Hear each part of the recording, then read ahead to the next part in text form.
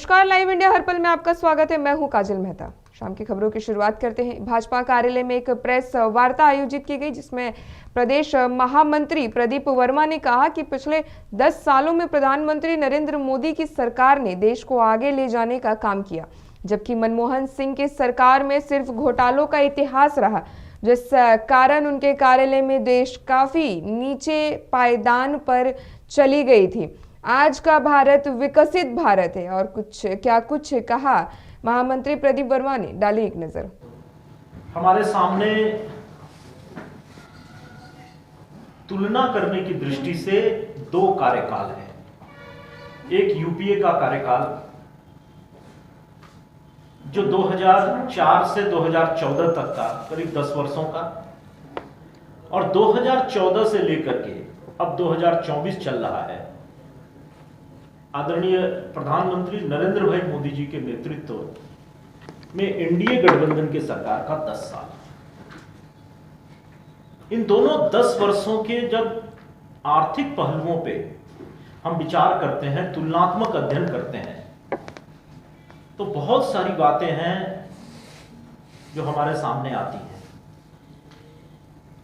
इन्हीं सारे विषयों को लेकर के देश की यशस्वी वित्त मंत्री श्रीमती निर्मला सीतारमण जी ने पिछले दिनों संसद में भारत की अर्थनैतिक विषयों पर एक श्वेत पत्र जारी किया।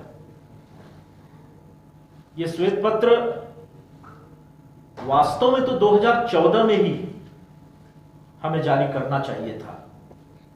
2004 से 2014 तक यूपीए की सरकार ने जिस प्रकार से भारत को आर्थिक रूप से खोखला बना दिया था, श्वेत पत्र तो उसी समय जारी करके यूपीए सरकार के आर्थिक मोर्चे पर की गई मनमानी, भ्रष्टाचार, लूट और विफलताओं को जनता के सामने रखना चाहिए।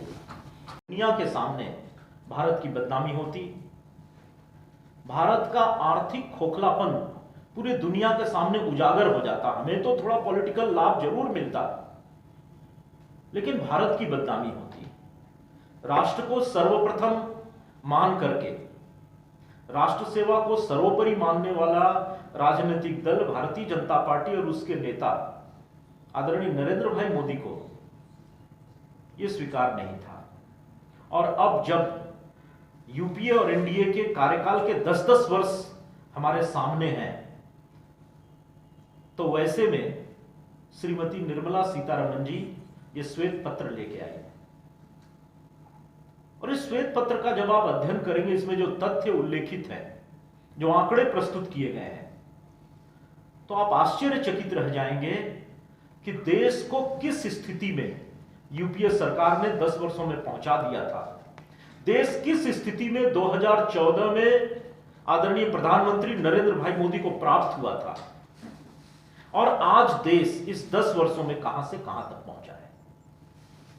इसका अध्ययन करने से बड़ा स्पष्ट हो जाता है। श्वेत पत्र के कुछ महत्वपूर्ण बिंदु आप पत्रकार बंधुओं के माध्यम से मैं राज्य की जनता के सामने प्रस्तुत करना चाहता हूं। वहीं बढ़ते हैं अगली खबर की ओर, जहां बिहार के मुख्यमंत्री नीतीश कुमार भले राजद सुप्रीमो लालू प्रसाद यादव के खेले से बेखबर होकर दिल्ली का दौरा कराएं, हॉर्स पावर के भाव के साथ प्रधानमंत्री नरेंद्र मोदी, गृह मंत्री अमित शाह, भाजपा के राष्ट्रीय अध्यक्ष जेपी नड्डा और भाजपा नेता लाल कृष्ण आडवाणी से मिलते रहे। सच्चाई ये है कि जदयू के भीतर सब कुछ ठीक नहीं चल रहा है। जिस तरह से विपक्ष ने जदयू के 22 विधायकों को साध लेने की बात कही थी, उसमें दम दिखने लगा है। दरअसल जदयू के मंत्री श्रवण कुमार ने जो आशंका व्यक्त की थी, उसके सच होने की तस्वीर उनके आवास पर दिखी। मिली जानकारी के अनुसार मंत्री श्रवण कुमार के आवास पर भोज के बहाने जदयू विधायकों का जुटान किया गया था। इस मौके पर मुख्यमंत्री नीतीश कुमार भी पहुंचे। उस वक्त लगभग 20 विधायक ही भोज का स्वाद लेने पहुंचे थे। सूत्र बता रहे हैं कि नाराज राज्य के मुख्यमंत्री नीतीश कुमार बिना खाए निकल गए। हालांकि कुछ मिनट वे विधायकों का इंतजार भी किए। उनके जाने के बाद कई और विधायक भी आए, मगर तब भी 9 विधायक गायब ही रहे। देखिए। नहीं, विधायक सब उपस्थित है। कोई कोई मतलब किसी काम से निकले हुए थे, जैसे शालिनी जी अभी दिल्ली में है, कल आ रही है। हम क्षेत्र में भी है, मान लीजिए आप क्षेत्र में है कि शादी विवाह है तो आज शाम तक सब आ रही है पटना, सब शाम तक आ रहे हैं पटना। हाँ, शाम तक बात हो गई है, फोन पे बात हुई है, क्योंकि सर एगो शादी विवाह में है, हम थोड़ा आश्वासन आ रहे हैं। लेकिन नीतीश कुमार तुरंत क्यों चलेगा? नहीं, कल मीटिंग में रहेंगे, आज कुछ काम था उनको। हाँ, कल मीटिंग है। वहीं बढ़ते अगली खबर की ओर, जहां तेजस्वी आवास पर विधायक दल की बैठक बुलाई गई। राजद कोटे से तमाम विधायक पहुंचने शुरू हो गए थे। वहीं सीतामढ़ी विधायक मुकेश यादव ने क्या कुछ कहा, देखें। सर, ये विधायक दल की सर बैठक बुलाई गई है सर। विधायक दल की बैठक विधानसभा है ना, तो परंपरा है हर बार जब विधानसभा का सत्र आहूत होता है तो विधायक दल की बैठक हर पार्टी बुलाती है, हमारी पार्टी भी बुलाई है, उसमें हम लोग आए हैं। सर, कहा यह जा रहा है कि सर 12 फरवरी से पहले फ्लोर टेस्ट है, पहले ये अहम बैठक है, क्या कुछ लग रहा है कि खेल होना बाकी है? देखिए आगे होता है क्या। खिचड़ी पक रही है सर क्या? अरे खिचड़ी पकती है, खिचड़ी खाई जाती है, ये तो दुनिया का ये है ना सर, सभी होना है सब। क्या लग रहा है सर, फ्लोर टेस्ट होना तो क्या सर लग रहा है कि एनडीए फ्लोर टेस्ट में पास हो जाएगा?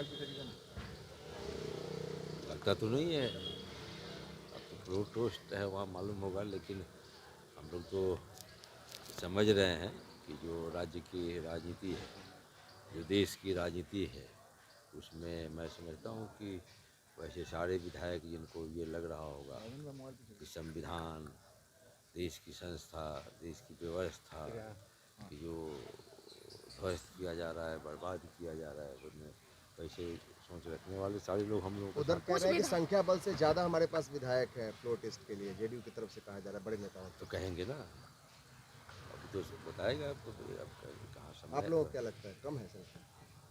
नहीं, अब तो कम है कि ज़्यादा है ही तो पता चलेगा उसी दिन। आप लोग के पास संख्या हाँ, ज़्यादा है? हमारी संख्या तो है ही। क्या लगता है सर कि फ्लोर टेस्ट में आप लोग सर आगे रहेंगे कुछ? हाँ, जम आगे रहेंगे। फ्लोर टेस्ट अगर हुआ, मतदान की स्थिति आई तो हम लोग जीतेंगे, आगे रहेंगे। लेकिन एनडीए के पास लेकिन सर एनडीए के पास तो बहुमत है सर, एनडीए के पास तो बहुमत है, उसी आधार पर सरकार बनाई है, उसी का न परीक्षण होने के लिए ये हो रहा है। राज्यपाल महोदय ने जो ये किया कि बहुमत साबित करिए, वहाँ जो है सो झारखंड में देखा नहीं कि एक दिन तो भागते ही रहे बगैर किसी सरकार के राज चला रहा, और उसके बाद क्या कहा, तुरंत साबित करिए। दूसरे लोगों को ये देते हैं, उसका भी सब हो जाएगा। कहा ना कि देश में सारी संस्थाएं, सारी व्यवस्थाएं, संविधान, सबका जो धज्जी उड़ाया जा रहा है।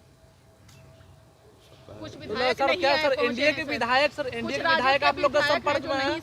नहीं, सभी विधायक आए। एनडीए के विधायक आप लोग के संपर्क में हैं? सभी लोग क्षेत्र से आ रहे हैं। राजद के विधायक में सभी लोग इंटैक्ट, मैं तो अपने क्षेत्र से आ रहा हूँ। एनडीए के विधायक सर आप लोग को कोई संपर्क में है? एनडीए के कोई विधायक आप लोग को संपर्क में है? तो सब स्थिति जोड़ तोड़ हो सकता है सर? नहीं, जोड़ तोड़, राजनीति तो जोड़ तोड़ का ही खेल है ना, संभावना। यानी खेल करिएगा, अब तो पता चलेगा। बढ़ती अगली खबर की ओर, जो झारखंड बोकारो से है।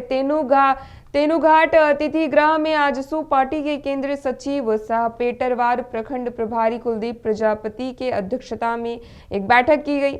बैठक में तेनुघाट, चापी, घरवा टांड, उलगड़ा, पतंगी पंचायत के पंचायत प्रभारी मौजूद रहे। बैठक में निर्णय लिया गया कि प्रत्येक ग्राम पंचायत से प्रभारी बनाने का कार्य किया जाए और वह हर पल हर घर जाकर घर के प्रत्येक व्यक्ति को आजसू पार्टी में जोड़ने का कार्य करे और पार्टी को पंचायत स्तर में मजबूत बनाकर ऊपर उठाने का प्रयास करे।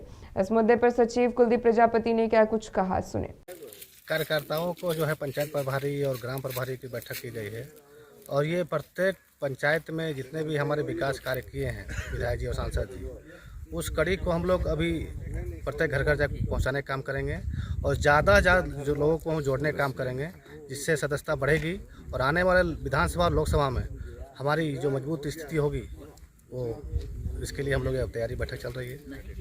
आने वाले लोकसभा, एक तरह से कहा जाए आने वाले लोकसभा की तैयारी। हाँ, आने वाले लोकसभा की तैयारी के लिए ही बैठक चल रही है और पंचायत प्रभारियों और ग्राम प्रभारियों को हम लोग दायित्व दिए हैं, जो प्रत्येक चूल्हा प्रमुख के यहाँ पहुँचें और एक चूल्हा प्रमुख को अपने विकास कार्यों को दें और उसको आरसीओ पार्टी में जोड़ने का काम करें। क्या नाम हुआ आपका? मेरा नाम कुलदीप प्रजापति, केंद्रीय सचिव, पेटवा प्रखंड प्रभारी। बढ़ते अगली खबर की ओर, जो कि गिरिडीह से है। सदर प्रखंड में मुखिया संघ की एक बैठक आयोजित की गई, जिसकी अध्यक्षता प्रखंड मुखिया संघ के अध्यक्ष शब्बीर आलम के द्वारा की गई, जिसमें मुख्य रूप से प्रखंड विकास पदाधिकारी गिरिडीह के द्वारा प्रखंड के मुखियाओं के साथ अभद्र व्यवहार, मान सम्मान को ठेस पहुंचाने को लेकर प्रखंड के सभी मुखियाओं में रोष है। वहीं प्रखंड विकास पदाधिकारी गिरिडीह द्वारा मंगरोहडी मुखिया आशा देवी का अवैध तरीके से सभी शक्तियों को जब्त कर लिया गया, ग्राम सभा करने से रोका गया, जबकि ना ही जिला से और ना ही राज्य से कोई चिट्ठी उनके वित्तीय शक्ति को जब्त करने का आदेश दिया गया है। इन सभी मामले को लेकर गिरिडीह प्रखंड मुखिया संघ पत्र के माध्यम से उपायुक्त, उप विकास आयुक्त, जिला पंचायती राज पदाधिकारी गिरिडीह को अवगत कराएंगे। अगर प्रखंड विकास पदाधिकारी गिरिडीह अपना कार्यशैली को सुधार नहीं करते हैं तो मुखिया संघ उनके स्थानांतरण के लिए संघ चरणबद्ध आंदोलन को बाध्य होंगे। देखिए एक रिपोर्ट, जिसमें प्रखंड के सभी मुखिया उपस्थित हुए, जिसमें मुख्य मुद्दा जो है, चूँकि हमारे बीते कई दिनों से जो हमारे प्रखंड विकास पदाधिकारी महोदय हैं, उनके द्वारा मुखियाओं के साथ अभद्र व्यवहार किया जाता है और उनको उचित मान सम्मान नहीं मिलता है। दूसरा है कि हमारी एक आशा देवी मुखिया हैं जो मंगरोडी की हैं, और उनका जो है कहीं से कोई विभागीय आदेश नहीं मिला, लेकिन प्रखंड विकास पदाधिकारी अपने स्तर से उनकी सारी शक्तियों को जब्त कर लिए, चाहे वित्तीय शक्तियाँ हों, चाहे ग्राम सभा करने की शक्ति हो, और उनको कोई भी विकास कार्य में उनको उपस्थित होने दिया नहीं जा रहा था। दूसरा है कि कल की एक वर्चुअल मीटिंग हुई थी, जिसमें प्रखंड विकास पदाधिकारी द्वारा साफ शब्दों में कहा गया कि मुखिया कौन होता है पंचायत में। हम आदेश पंचायत सचिव को तनख्वाह हम देते हैं, प्रखंड विकास पदाधिकारी देते हैं, तो उसको सिर्फ प्रखंड विकास पदाधिकारी का आदेश का पालन करना है। तो कहीं न कहीं उनके इन शब्दों से पूरे प्रखंड मुखिया संघ मर्माहत है, और काफ़ी दिनों से हम लोग उनके कार्यशैली में सुधार होने की आशा कर रहे थे। कई स्रोतों के माध्यम से हम लोगों ने उनको समझाने का प्रयास किया, लेकिन अंत में मुखिया संघ जो है बिल्कुल उनके इस कार्यशैली से बिल्कुल रोष व्याप्त है, और मुखिया संघ अब आंदोलन करने के मूड में आ गया है। और अगर वो अपने कार्यशैली को सुधार नहीं करते हैं, आज की बैठक में हम लोग यहाँ से आवेदन बना करके उपायुक्त महोदय को, उप विकास आयुक्त महोदय को और जिला पंचायती राज पदाधिकारी को देने जा रहे हैं। अगर वो अपना कार्यशैली को प्रखंड विकास पदाधिकारी सुधार नहीं करते हैं, तो जब तक उनका स्थानांतरण नहीं होगा, मुखिया संघ, गिरिडीह मुखिया संघ जो है वो चरणबद्ध आंदोलन करेगा, और तब तक कलमबंद हड़ताल करेंगे हम लोग। वहीं बढ़ते अगली खबर की ओर, जो कि ललितपुर से है। सदर कोतवाली क्षेत्र के अंतर्गत मोहल्ला चौबियाना खिरकापुरा से एक घटना सामने आ रही है। शराब के नशे में घरेलू कलह में पति ने पत्नी की बेरहमी से पिटाई की। मौके पर ही पत्नी ने दम तोड़ दिया। परिजनों ने पुलिस को सूचना दी। सूचना पर एसपी सीओ सदर के साथ कोतवाली पुलिस की टीम ने मौके पर पहुंचकर जांच पड़ताल शुरू की। वहीं परिजनों से पूछताछ के बाद आरोपी पति को गिरफ्तार किया गया। क्या नाम है आपका? इनको मालती नाम। क्या घटना हुई है ये? क्या हुआ? पता नहीं है साहब। कब पता लगा आपको इस घटना का? लड़की ने कई सवेरे जब हम गए। क्या देखा आपने फिर? हमने ये सब देखा, डरे। कौन है आपकी ये? हम सासू हैं। क्या हम मेंबर को गए बुलावे, फिर पुलिस को सूचना दी? हाँ, उन्हीं ने दी सूचना, फिर सबने मेंबर को बुलावे गए। हमको जब हम डरो देख गए, ये अंदर गए। हम क्या लगता है आपको क्या हुआ? हमें तो सब क्या अलग, हम क्या बता रहे हैं अपने मन से। हम साथ में रहते तो हम सब देखते। क्या पति पत्नी के बीच झगड़े होते थे? पति को जब चार हो तो झगड़ा। शराब पीते? हाँ, पिया थे, शुरू से पिया। बढ़ते अगली खबर की ओर, जो कि खलारी से है। खलारी एनके एरिया के केडीएच परियोजना के काटा घर के पीछे कारकटा जाने वाले रास्ते पर सुबह 8 बजे कोयला लिफ्टर रवि कुमार दास के ऊपर अज्ञात अपराधियों ने 5 राउंड फायरिंग की। गनीमत रहा कि इस फायरिंग में रवि कुमार दास बाल बचे। बताया जा रहा है सभी अपराधी नकाबपोश मोटर पर सवार थे और रवि को रुकने को कहकर फायरिंग कर दी। वहीं इस घटना के बाद कोयला लिफ्टरों में दहशत का माहौल बना है। वहीं दूसरी ओर लिफ्टरों द्वारा सुरक्षा की मांग कर काटा को बंद किया गया है। देखें, बढ़ते हैं अगली खबर की ओर, जो कि नीरसा से है। आगामी 12 फरवरी को ईसीएल के मुगमा क्षेत्र अंतर्गत गोपीनाथपुर कोयलेरी ओपन कास्ट माइंस परिसर में बिहार कोयलेरी कामगार यूनियन के बैनर तले एक विशाल जनसमूह के जनसभा का आयोजन किया जा रहा है। वहीं कार्यक्रम से संबंधित विशेष तैयारी की जानकारी देने के लिए पूर्व विधायक यूनियन के महासचिव रूप चटर्जी ने एक प्रेस वार्ता कर जानकारी दी। जानकारी देते हुए कहा, भारत सरकार द्वारा कोयलेरी का निजीकरण के विरोध में यह विशाल जन आंदोलन आगामी 12 फरवरी को किया जाएगा, जिसमें लगभग 15 से 20 हजार लोग इस जुलूस में शामिल होंगे। क्या कुछ कहा विधायक ने, देखें। को यानी 12 तारीख को एक विराट आम सभा रखी गई है, खास करके कोल इंडिया के प्राइवेटाइजेशन के विरोध में। सबसे पहले केंद्र सरकार के द्वारा आउटसोर्सिंग लाई गई और उसके बाद एमडीओ मोड लाया गया, अब रेवेन्यू शेयरिंग लाया गया। रेवेन्यू शेयरिंग का मतलब है जो 100% कोयला जो है ऑप्शन में बिक्री होगी एवं इसकी महज जो गोपनाथपुर में एग्रीमेंट है इसमें 4.55% ही ईसीएल को रेवेन्यू जाएगी, बाकी 95% रेवेन्यू जो है वो वेंचर को जाएगी जो प्राइवेट कंपनी यहाँ पर। तो ये अपने आप में बहुत बड़ी घोटाला है, जो इतनी बड़ी प्रॉपर्टी 3 कोलियरी, इसमें नाम गोपनाथपुर है लेकिन 3 कोलियरी गोपनाथपुर, फोटका और शामपुर है, ये तीनों प्रॉपर्टी इनको ट्रांसफ़र किया गया है और महज 16 करोड़ में ये ट्रांसफ़र हुआ है। तो हम समझते हैं जो प्राइवेटाइजेशन ही एक घोटाला का बू आती है और हम लोग कोई भी तरीका कोल सेक्टर में प्राइवेटाइजेशन का हम लोग विरोध करते हैं। तो 12 तारीख को क्या कार्यक्रम किया जाएगा? 12 तारीख को एक विराट आम सभा रखी गई है जिसमें यहाँ पर C2 के all India general secretary comrade Tapan Sen, coal federation के हमारे लीडर कॉमरेड DD रामानंदन और CMSI एवं XMP कॉमरेड वंशगोपाल चौधरी भी यहाँ पर उपस्थित रहे। हम समझते हैं जो यहाँ पर बहुत बड़ी आम सभा होगी जिसमें कम से कम 15 से 20 हजार लोग यहाँ पर जमा। बढ़ते अगली खबर की ओर, जो कि नीरसा से है। नीरसा के मैथन ओपी अंतर्गत शनिवार की सुबह पुलिस ने गुप्त सूचना के आधार पर एक प्रतिबंधित मांगुर मछली लदा पिकअप वैन को जब्त किया। साथ ही वैन चालक और खलासी को भी पुलिस ने हिरासत में लिया है। आपको बता दें, पिकअप वैन बंगाल की ओर से झारखंड आ रही थी और झारखंड के रास्ते बिहार जा रही थी। इसी दौरान ओपी प्रभारी रजनीश कुमार सिंह के नेतृत्व में पुलिस ने प्रतिबंधित मांगुर मछली लदे पिकअप वैन को मैथन टोल प्लाजा के नजदीक पकड़ा और हिरासत में ले लिया। मामले में क्या कुछ कहा मैथन ओपी प्रभारी रजनीश कुमार ने, सुने। इतना मिले कि जो है मांगुर गाड़ी जो है पार हो रहा है, तो हम लोग अपना पेट्रोलिंग को लगाए हुए थे। जैसे सूचना मिले कि इस तरह है तो फिर उसको पकड़ा गया, उसको मत्स्य विभाग को सूचना दी गई है और जैसे रिपोर्ट हो आगे कार्रवाई की जाएगी। कैसे कुछ गिरफ्तारी हुई है? हाँ, 2 लोग इसमें जो इसमें ड्राइवर और एक उसका सहयोगी जो था उसको पकड़ के लाया गया है। तो बता रहे काफ़ी दिन से ये तस्करी हो रही थी, आज रात का अभी तो हम नए आए हैं, तो हमको सूचना एक आध बार पहले मिला था, फिर इसके बाद जैसे मिला उस पर कार्रवाई कर रहे हैं। इस तस्करी में सिंडिकेट में किसी का नाम भी आया है अब तक?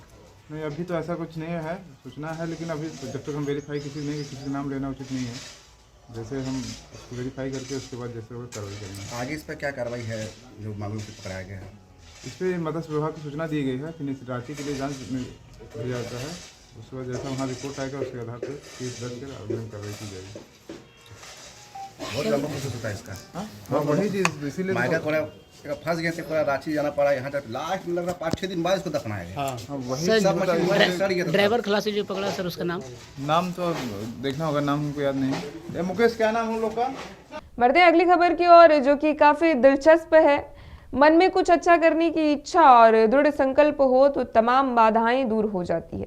कुछ ऐसा ही कर दिखाया है दुमका के नक्सल प्रभावित शिकारीपाड़ा प्रखंड के करमाटांड गांव के रहने वाले मोहम्मद नईमुद्दीन अंसारी ने।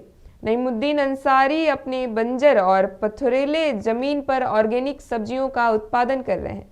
खास तौर पर उनके द्वारा लगाई गई गुलाबी और पीले रंग की गोभी आसपास के इलाकों के लोगों का आकर्षण केंद्र बना हुआ है।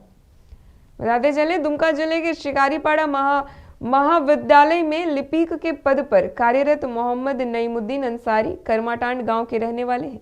इनकी जो जमीन है वह पथरीली और बंजर थी, पर इन्होंने इसमें आधुनिक खेती करने का मन बनाया। घर वालों से विचार किया तो तय हुआ कि ऑर्गेनिक सब्जियां उत्पादित की जाए। काम कठिन था, पर नईमुद्दीन खुद और परिवार वालों के साथ मिलकर 2 वर्ष पूर्व इस बंजर जमीन को खेती योग्य बनाया और ऑर्गेनिक सब्जियों का उत्पादन शुरू किया। आज उनके खेतों में कई तरह की सब्जियां लहलहा रही है। सबसे बड़ी बात यह है कि ये रासायनिक खाद का प्रयोग नहीं करते, बल्कि गोबर से बनाए गए कंपोस्ट को खेतों में डालते हैं, ताकि सब्जियों का कोई कुप्रभाव खाने वाले के स्वास्थ्य पर ना पड़े। अपनी ऐसी मेहनत पर क्या कुछ कहते हैं मोहम्मद नईमुद्दीन अंसारी और उनके पुत्र, सुने। मेरा नाम मोहम्मद सोहेल अख्तर है और पापा का हम हेल्प करते हैं। कभी कभी यहाँ पे जो सब्जी लगाते हैं हम लोग सब मिल के लगाते हैं, और शुरू से ही छोटा से ही पापा का मदद करते हैं, हेल्प करते हैं सब्जी उब्जी लगाने में। और जितना भी पीला गोभी है और लाल गोभी है, हरा गोभी है, हर सभी प्रकार का गोभी हम लोग यहाँ एक्सपेरिमेंट करते हैं और उसी से उपजाऊ ये लगाते हैं मतलब। और हम लोग ऑर्गेनिक जो खाद होता है, गोबर और जैसे मार्केट में मिलता है वो सब यूज नहीं करते हैं। ज़्यादातर हम लोग अपने से ही खाद बनाने का कोशिश करते हैं और उर्वरक जो बनता है उसी से हम लोग उपजाऊ करते हैं। पहाड़ है, ये ज़मीन हमारा खरीदा हुआ है। जब खरीदे करीबन 2008 से हम रहना शुरू किए हैं और यहाँ का वातावरण बिल्कुल साफ है। और यहाँ सोचे कि हम ये तो पथरीला ज़मीन है, यहाँ उपजाऊ हो सकता है कि नहीं, इस संबंध में हम थोड़ा सा प्रयास किए और मेहनत किए। काफ़ी मेहनत के बाद अभी लगाना शुरू किए। अच्छा ही हुआ, पैदावार अच्छा हो रहा है और इसमें कंपोस्ट का ही यूज कर रहे हैं हम। और बीते साल भी पीला गोभी और लाल गोभी लगाए थे, अच्छा हुआ था और इस साल भी अच्छा ही हो रहा है। और बाकी जितना है साग सब्जी हम सालों भर यहाँ कुछ न कुछ लगाते रहते हैं और हमारा ये एक तरह का शौक है। हम शिकारीपाड़ा कॉलेज में वर्तमान में शिकारीपाड़ा कॉलेज का क्लर्क हैं और जितने भी तरह का है थोड़ा बहुत हम खुद से सब्जी उगा लेते हैं। शुरू में तो कोई भी फसल लगाना और ये करना कठिन काम है, लेकिन लगाते समय थोड़ा सा मेहनत तो लगता ही है। उसके बाद जब हो जाता है उस समय काफ़ी उत्साह होता है हमको। इसी के साथ फिलहाल इस बुलेटिन में सिर्फ इतना ही, लेकिन जल्द होगी मुलाकात। दीजिए इजाजत, नमस्कार।